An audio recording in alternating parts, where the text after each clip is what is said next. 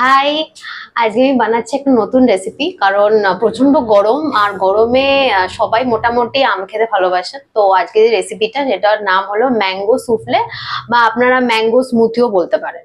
তো এবার আমরা দেখে নেবো যে এটা বানাতে আমাদের কি কি ইনগ্রেডিয়েন্টস লাগছে। এটা বানাতে লাগছে কাজু কুচি, আর ছোট ছোট করে আমগুলোকে কুচি করে নিয়েছি, ফ্রেশ ক্রিম, আর লাগছে ছানা, আর লাগছে হলো আমের পাল্প, আর তার সাথে লাগবে দুটো গন্ধরাজ লেবু কি একটা গন্ধরাজ লেবু, যা খুশি, আর গন্ধরাজ লেবুর পাতা।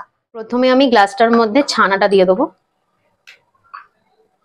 ছানাটা আপনারা আন্দাজ মতো দেবেন, একটা গ্লাসের যতটা মাপ থাকে।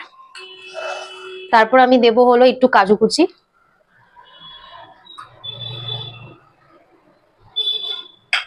তারপর আমি দেবো আমের পাল্প,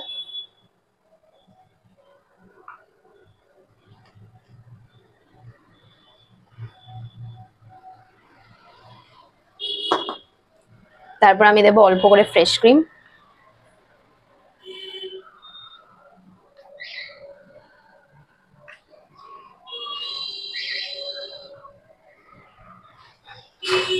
তারপর আমি আবারও দেবো ছানা,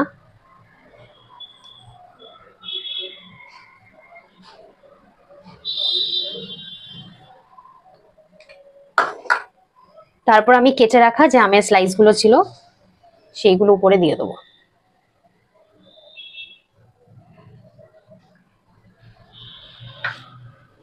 আর একটু গন্ধরাজ লেবুর ফ্লেভারের জন্য এই গন্ধরাজ লেবুর জেসটা দেব। চেষ্টা করবেন একটু সবুজ রঙের গন্ধরাজ লেবু ইউজ করতে, যাতে জেসটা সুন্দর হয়, মানে গন্ধটা ভালো আসে। It's already done. আর পাতাটা হলো নট কমপ্লিমেন্টারি, যদি আপনারা মনে করেন চাইলে দিতে পারেন, কারণ গন্ধরাজ লেবুর পাতা তো খুব সুন্দর গন্ধ দেয় থাকে।